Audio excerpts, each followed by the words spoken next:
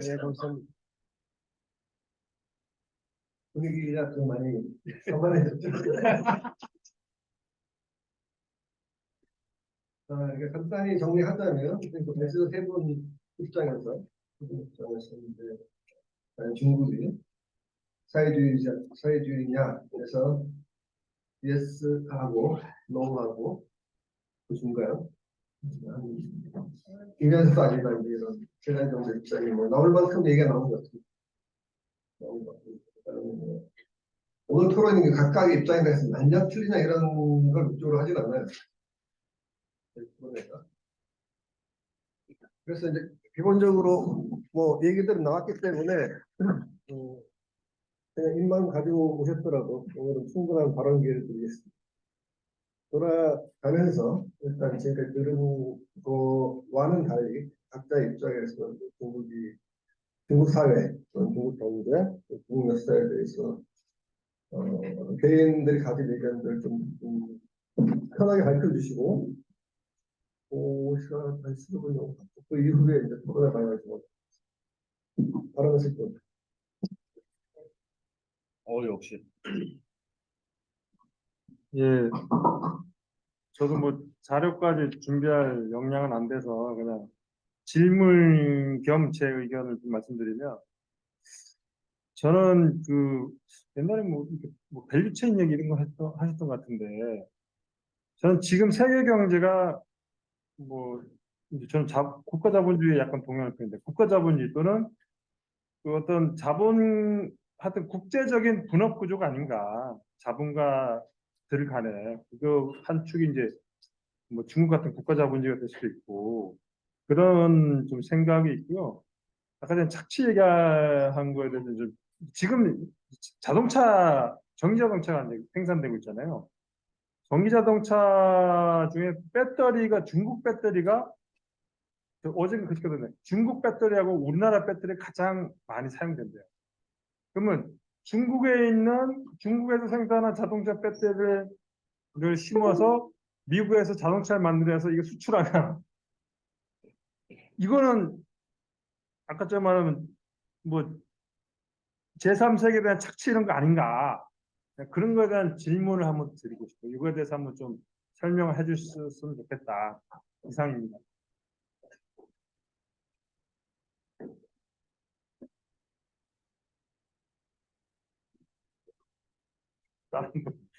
말씀하세요. 그냥 질문하면 반칙을 해야죠. 자기 얘기야. 자기 얘기. 본인의 판단만 말씀해주세요. 제 판단요? 그러니까 저는 앞부분에 그러니까 세계 자본주의 경제 자체가 자본주의 국가 또 자본가들의 그냥 분업 구조다. 세계 자본주의 자체. 그러니까 배터리는 중국에 생산해서 미국에서 조립한 다음에 그 전 세계 민중들에게 팔고 착취해서 전 세계 자본가가 나눠 가지는 그 구조다라고 생각합니다.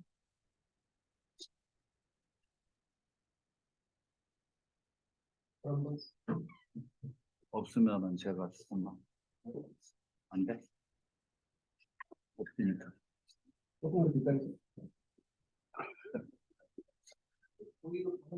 저기. 얘기하신. 예, 말씀해 주세요. 온라인상에서. 들리나? 얘기 듣는데 네, 말씀하시죠. 얘기하실 분 있으면 말씀하세요. 얘기 신청을 그냥 우리가 진행하면 될 거예요. 네. 발언한다고 해, 저 사람들. 예, 발언한다고 하고 싶습니다. 다른 분 없어요? 전원부 동기 얘기한다는 아니. 대기하래. 발전문 없다고 오늘 완전 망했어.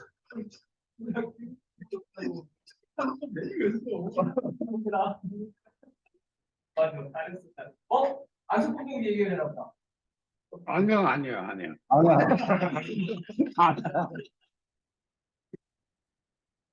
화면을 보면 이걸 보여주세요.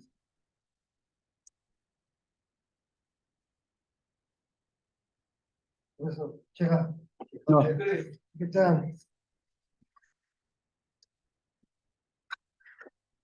중국 같은 게 이제 뭐 공산주의 단계로 때문에 저는 중국 자체가 사회주의의 접근을 못했다고 난 보고 있거든요.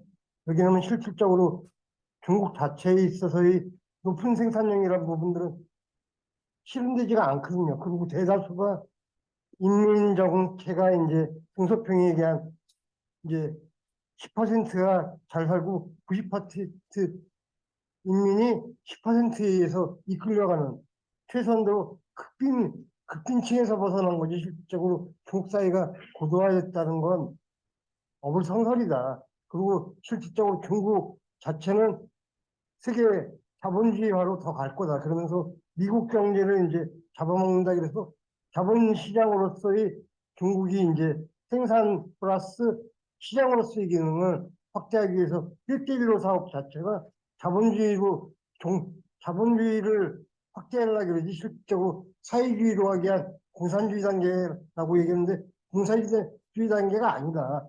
국가의 참여를 해야 되는데 국가 참여이 아니라 국가를 더 공고히 하고 있고 실질적으로 지금 시진핑이 하고 있는 기존에 있어서의 이제 자기 후계자를 세우고 나오는 부분들이 아니라 후진타오를 이제 몰아내면서 자기 정권에 있어서의 좀 자기 독단 당독제를 이제 실질적으로 시진핑이 버리고 있지 않나.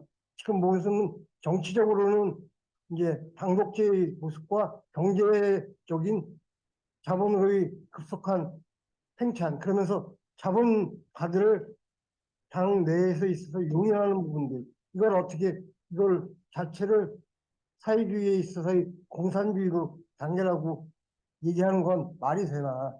그래서 한마디로 지금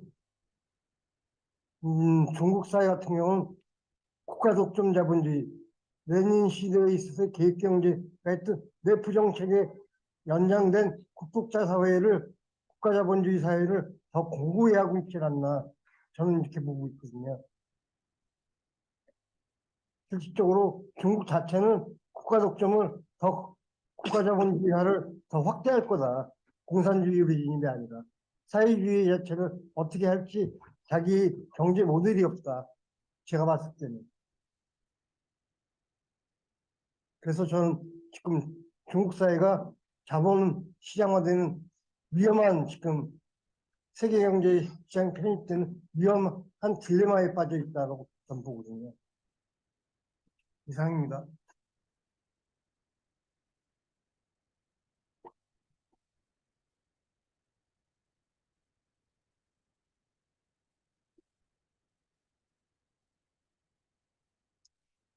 지금 제가 말씀하신 거죠. 대략 1대 2의 비율로 사회주의 대 자본주의. 같은 자본주의라고 하더라도 표현이 완전 자본주의는 아니죠. 국가 자본주의. 약간 이렇게 정되는데 그 내에서도 좀 말씀 수 있고 사회주의라고 하더라도 좀 혼차가 있죠. 대략에 이제 이런 그런 확인돼 있는데 쟁점들은 무성이 많이 있죠. 많이 있다는 걸 보는데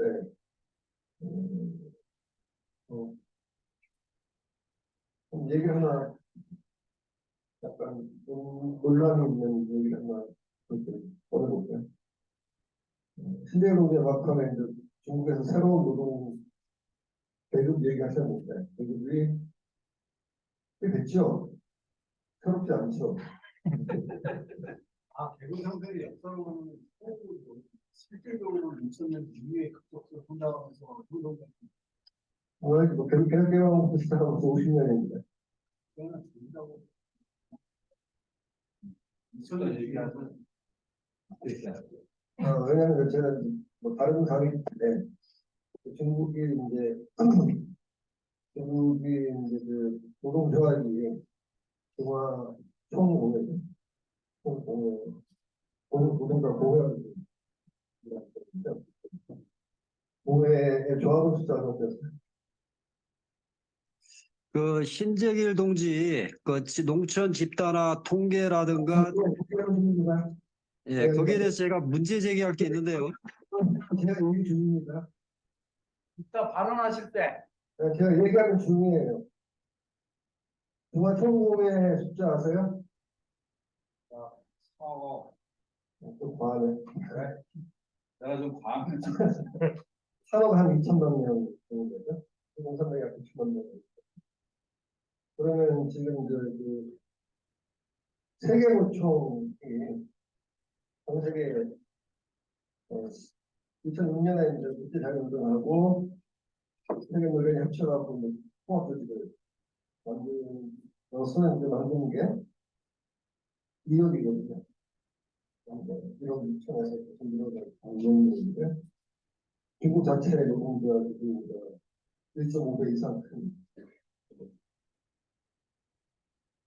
조직으로 보면은 거대한 조직이 있는데 이제 말씀하셨듯이 이제 새로운 계급이냐도 있지만 노동자의 상태라고 했을 때 이제 중국에서 일부는 있긴 하지만 과연 그 중국 노동자의 권리가 있느냐 노동법 같은 경우도 있고 실제로 뭐 구두기업이든 사기업이든 뭐 노동자의 권리 이런 개념들이 없는 이유 아니냐 그 얘기 한번 해보자. 실제로 노동자들이 새로운 부차 가려고 한다면 사회 근원적인 게 있습니다. 공무원들이든 사회주의든 간에 중국 사회에서 있는 자들이 하나의 계급이냐 또는 자기의 권리의식이 있느냐 이런 것도 더 봐야 되지 않겠어요? 그 문제는 아무래도 우리 김정호 박사가 먼저 사실관계를 아시는 사람으로 그냥 부장은 별 관심 없고 그거에 대한 그러니까 사실관계하고 프락티하는 거. 부장이 있을 뿐이고 부장에 대해서 별 관심 없고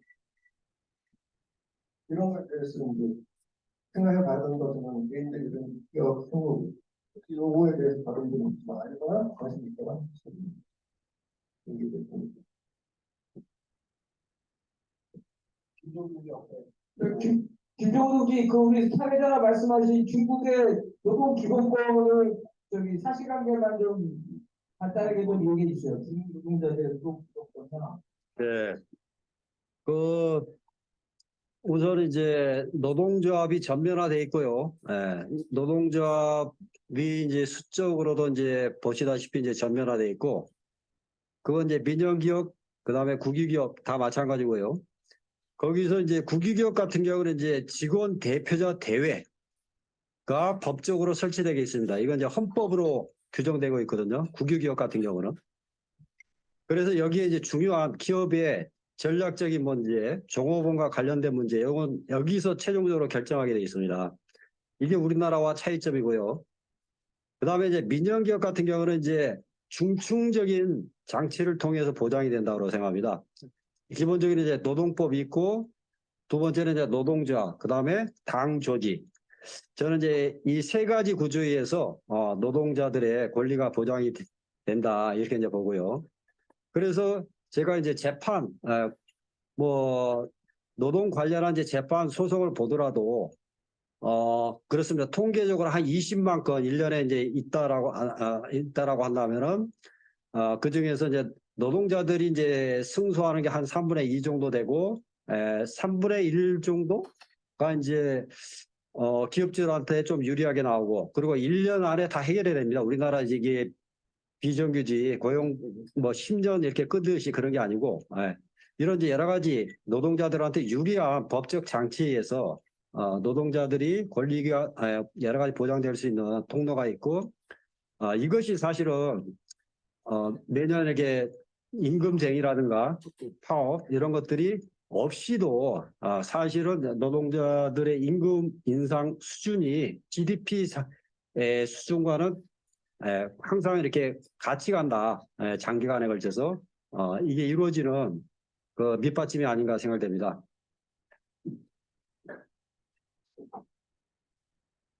발언 신청할 수 있어요? 네.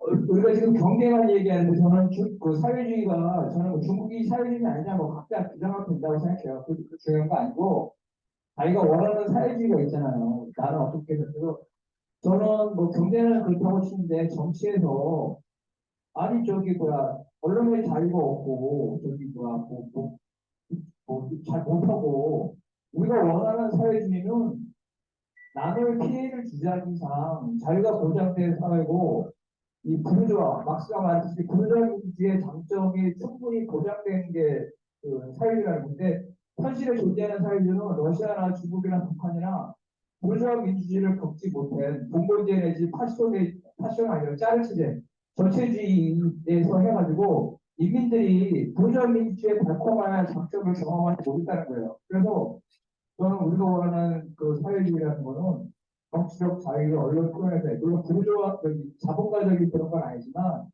중국의 현재 이 정치적인 자유라 이런 거에서 중국이 사회주의라고 해서 갈 사람 손들으라고 그러면 몇 명이라고 손들겠어요. 그러면서 그때 정치 문제가 심각한 문제라고 생각합니다. 그리고 제가 이제 얘기하는 건데 시진핑이 집권하고 2015년 8월에 중국 당대에서 형법을 개정을 했어요. 한 52개 조를. 그래가지고 실질적으로 최저한도로 사회주의나 이렇게 되면 나름대로 모임이나 이런 부분들에 있어서 자유를 내는데 불법 모임에 대한 이제 조직하는 걸 형벌로 이제 형법으로 제재하고 있고 공공의회를 만들어가지고 이런 노동조합이라든지 이런 서클을 만들면 당중앙에서 탄압을 해요. 이 자체가 과연 실질적으로 자본주의라 뭐가 다른가? 난 그래서 이제 시진핑 위성 같은 경우가 사회주의라면 최선도로 이런 분파 활동이라든지 이런 자유로운 정치 활동에 있어서 보장하고 이 범위 내에 있어서의 이런 노동조합이라든지 이런 부분들을 어떻게 할 건가 해야 되는데 이런 부분을 자본화되면서 형벌 조항을 이렇게 시진핑 주석이 집권하면서 만들면서 이제 자본화를 고도화시키거든요, 실질적으로. 그러면서 노동조합을 자유롭게 했는지만 노동조합을 상업노동자를 탄압했어요. 파업한다고. 실질적으로. 그 다음에 수출 자유 지역에 있어서의 노동조합들이 쟁행 임금 인상을 얘기했더니 이게 공권력을 투입했어요. 이런 부분들이 실질적으로 이게 자본과 자본주의랑 뭐가 다른가, 중국이. 이게 토픽에서 뭐 미국이 주장한 게 아니거든요. 노동자들이 이런 공회 같은 게 이런 공안들에 의해서 탄압받고 있는데 자유로운 직종이라든지 이런 부분들이 이런 부분 네, 다 했어요 저는. 네.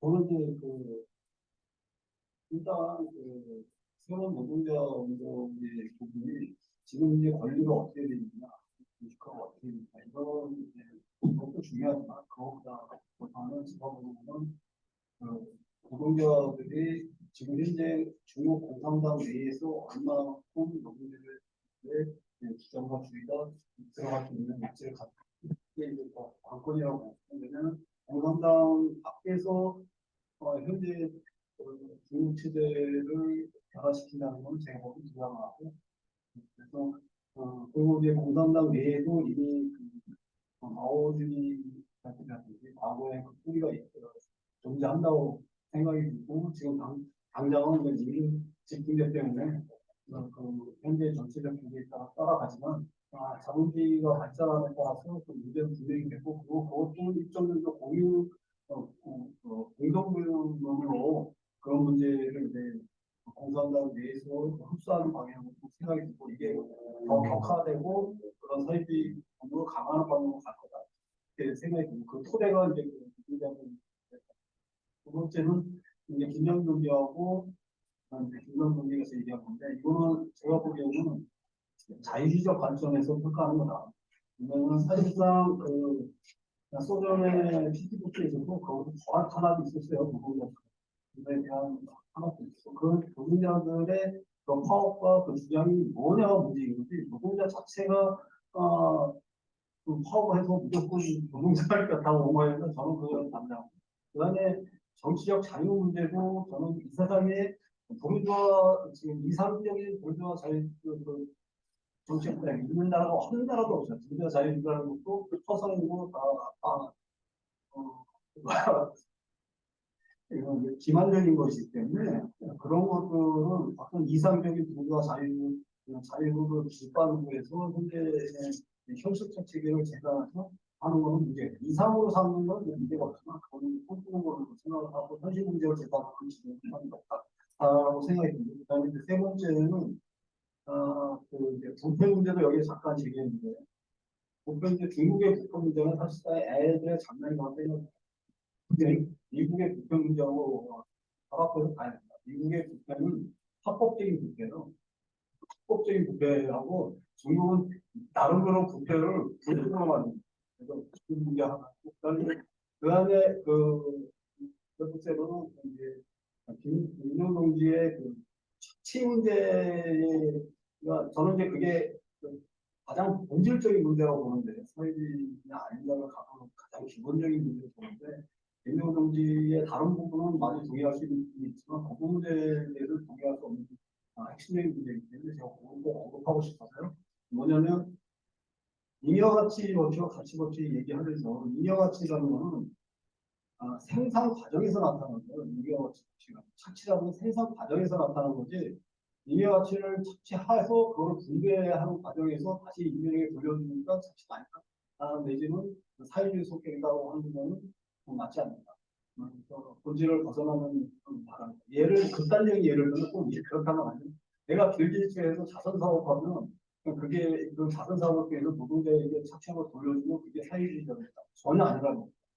따라서 그거는 잉여가치 법규는 생산 과정이 있는 거고 그거를 그런 식으로 국유기업의 잉여가치 노후를 다시 국민에게 돌려주는 방식으로 간다는 건 분배와 재분배의 문제이기 때문에 전혀 착취 문제를 국내 문제로 보도하는 거 아닌가 저는 이렇게 생각이 돼 있고 그 문제는 국내동의가 다시 확보해 주시면 생각이 듭니다. 다른 문제에 대해서는 뭐 쟁점이 있더라도 국내동지의 이제 현실적 문제에 많은 동의하고 있습니다.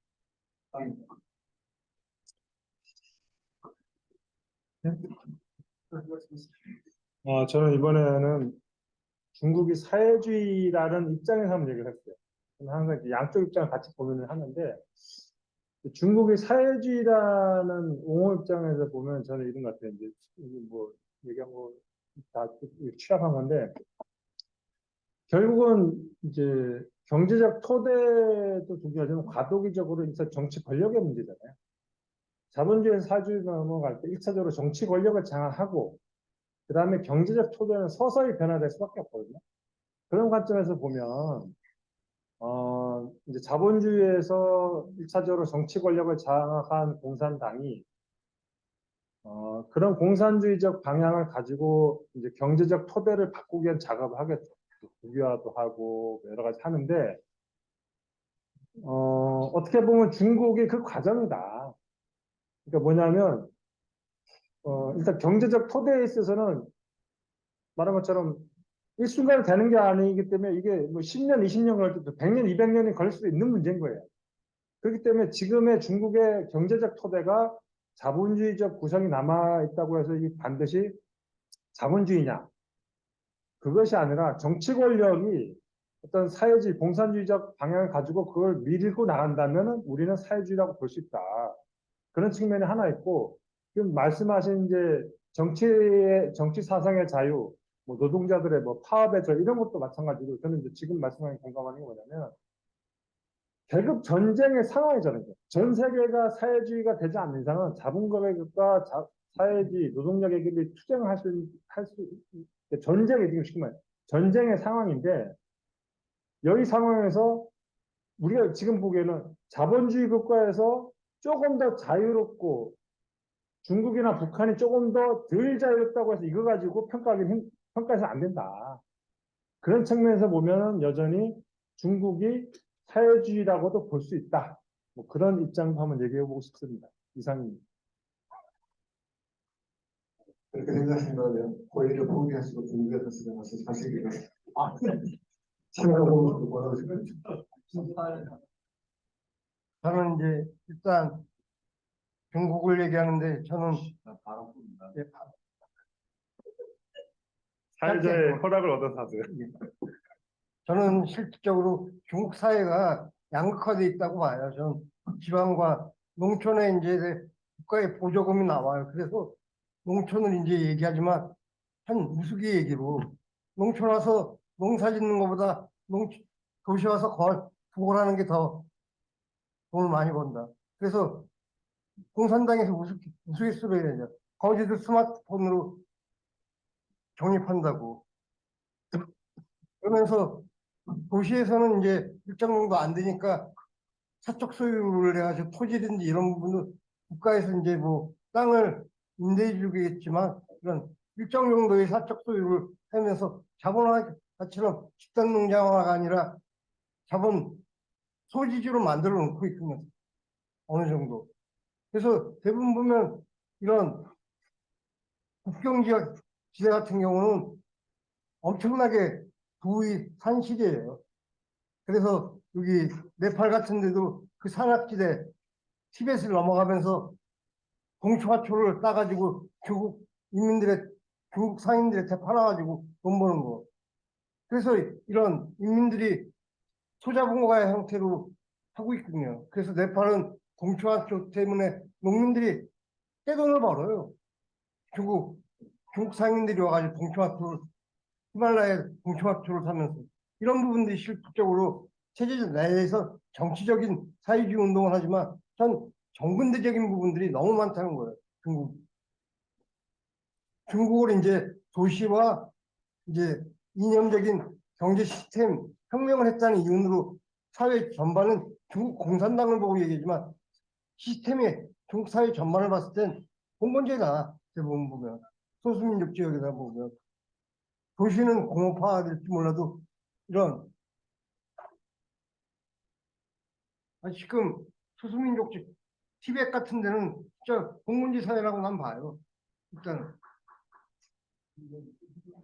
도시와 농촌 같은 도시와 농촌 간의 이제 격차가 굉장히 분명하고 저는 개인적으로 사실 좋은 게 자본주의가 그렇다고 뻔히 알면서 선거를 하더라도 모든 격차를 줄이는 수단을 다 50년 동안 계약 개발이라는 사진도 포기했다가 이제 그 절대빈곤을 개선했다는 얘기를 저는 딱 신뢰가 가지 않습니다.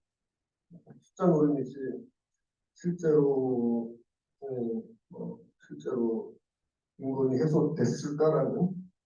그래서 내가 우스갯소리로 얘기했는데 사마고도 쪽에는 보이차를 가지고 지금 거래를 하는데 여기 보이차 가지고 이게 실제로 1000년 되는 보이차도 있대요. 이거 가지고 중국 상인한테 이거를 이제 공산당이 판매해가지고 사마고도 같은 경우 몇몇은 이제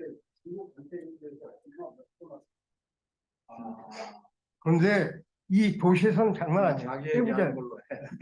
저기 9시에 끝내야 되니까 사회자께서는 집중 좀 이렇게 진행시켜 주세요. 오늘 사회자가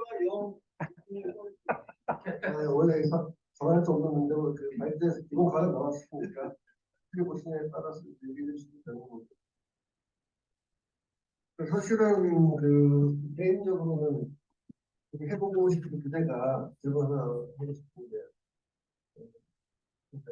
사실 뭐 중국 공산당이나 정부의 정확한 입장은 제가 볼 때는 김정은이 제일 잘 이해하고 있다고 생각을 하고 있고 그랬을 때 그러니까 세부적으로 그쪽에서 어떤 생각을 하는지를 하는 데서 이해가 되지만 주장에는 별로 동의 안 되고 많은 부분들이. 근데 이제 이게 또 그렇게 단순한 문제는 아니잖아요. 단순한 문제는 아니고 또 그다음에 이게 멀리 떨어져 있는 게 아니라 우리 북한 문제도 있고 이랬을 때 그 서양의 이제 그 좌파들 같은 경우는 이제 이쪽을 갖다가 일종의 에이전 마크시즘이라고 아시아 마크시즘, 아시아 마크시즘 또는 동아시아 마크시즘이라고 부르는데 이 부분에 대해서 저는 개인적으로 제 의견을 말씀드리면 마크스주의가 맞나? 전혀 아닌 것 같다는 느낌이 들어요. 이 부분이 주제에 대해서 어떻게 생각하세요? 예, 제가 2005년에서 2009년 동안 미국 좌파 동지들이 한국에 와서 여러 차례 미팅을 했었는데, 하나는 이제 아시아 막스주의, 또 하나는 스탈린주의의 변형, 마오주의는 스탈린주의의 변형이다. 그렇게 이제 보고 있더라고요. 보고 있고, 가장 많이 얘기되는 게 김장민 동지 아까 얘기한 민주주의의 부재가 어떻게 사회주의와 관련이 있냐. 그게 그들의 핵심적인 문제제기고, 근데 저는 베네치아, 뭐 네덜란드, 영국으로 이어지는 그 전에 그리스 어느 한 나라의 내부 민주주의라는 거는 외부에서 엄청난 약탈을 해오면은 내부가 대단히 평온해져요. 우리가 독일 수정주의 논쟁에서도 나오지만은 수동화돼요. 대중들의 저항이 제한돼 버려요. 근데 추격 국가들은 쇠가 빠져요. 어쩔 수 없어 그거는. 그리고 전쟁이 일어났을 때 또 그런 게 있잖아요. 그러면 중국이 과연 평온한 나라였는가? 49년 10월 1일 이후에.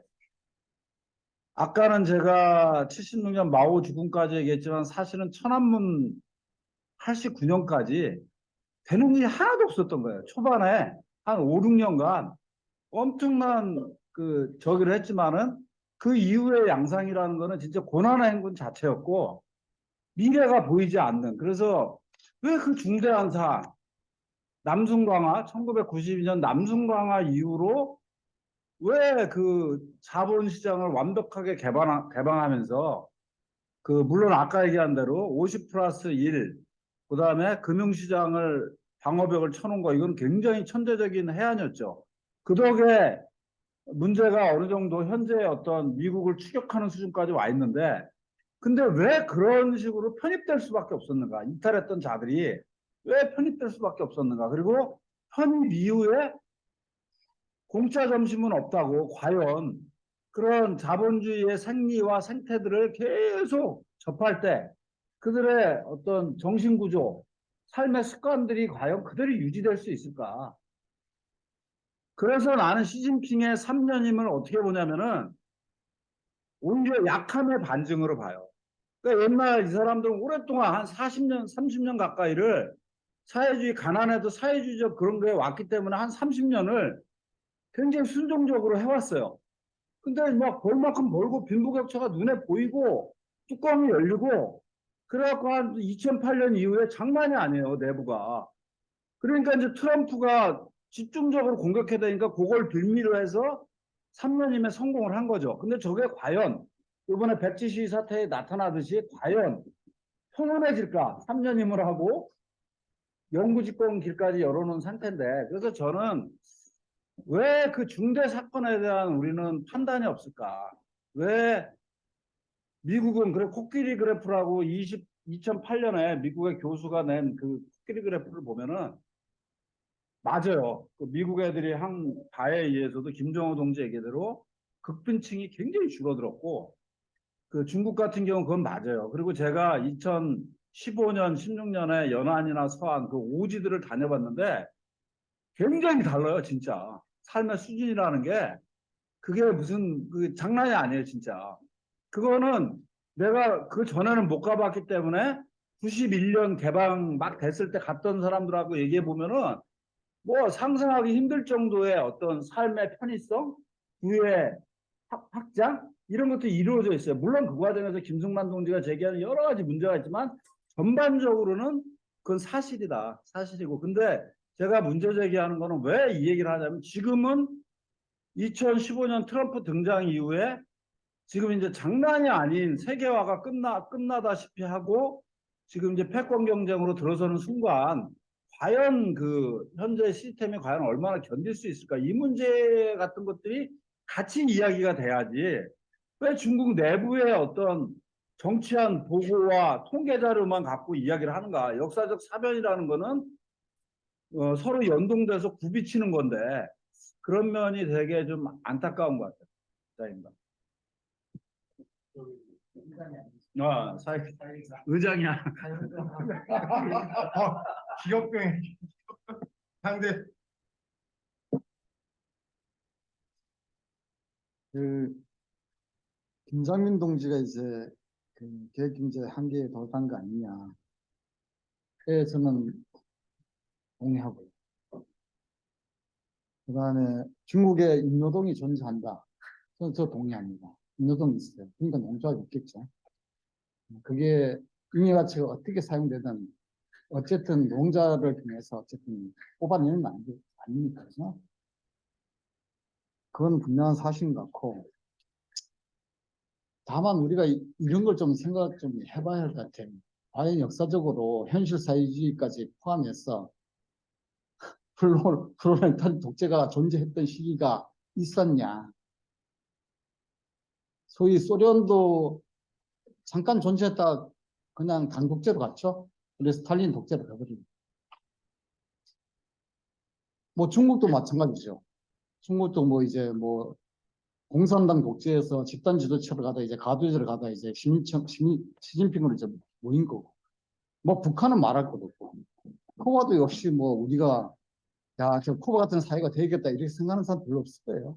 그러니까 지금 다들 뭐 사회주의라고 주장한 나라들, 현존하는 사회주의라고 주장한 나라들 중에 우리가 저 나라로 가야겠다. 저게 사회주의다. 이런 데는 없어요. 없어요. 저거 아닌데? 저건 아닌데? 그래서 서로 모색을 하는 거예요, 사실.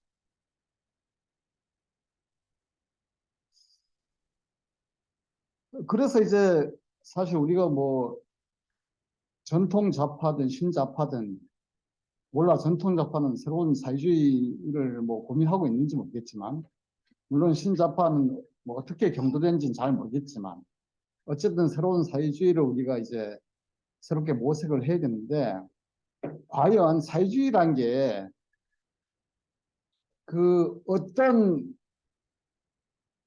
당독제를 통해서 실현될 수 있는 것이냐 그리고 개인 독재를 통해서 아니면 가두 정치체를 통해서 실현될 수 있을 것이냐 저는 그건 중요하지 않다. 누가 어떤 집단이 그걸 민주주의를 통해서 실현하느냐 나 이게 포인트라 봐요. 새로운 사회주의 운동이네. 어느 누구도 어떤 위인도 우리한테 그런 가져주지 않아. 그렇잖아요. 다 망했잖아. 다 알잖아. 벌써. 그렇게 가면 안 된다는 거.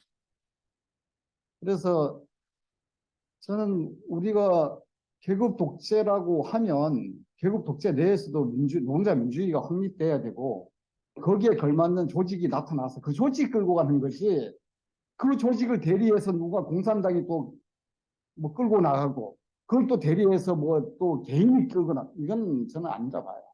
그래서 저는 뭐 아무리 뭐 중국이 과거보다 좀 더 잘 살게 됐다고 하지만 아까 김장민 동지가 중요한 지적을 좀 했는데 저도 부르주아 자유주의, 부르주아 민주주의 중에 나 착지만 넣었으면 정말 좋다 봐요.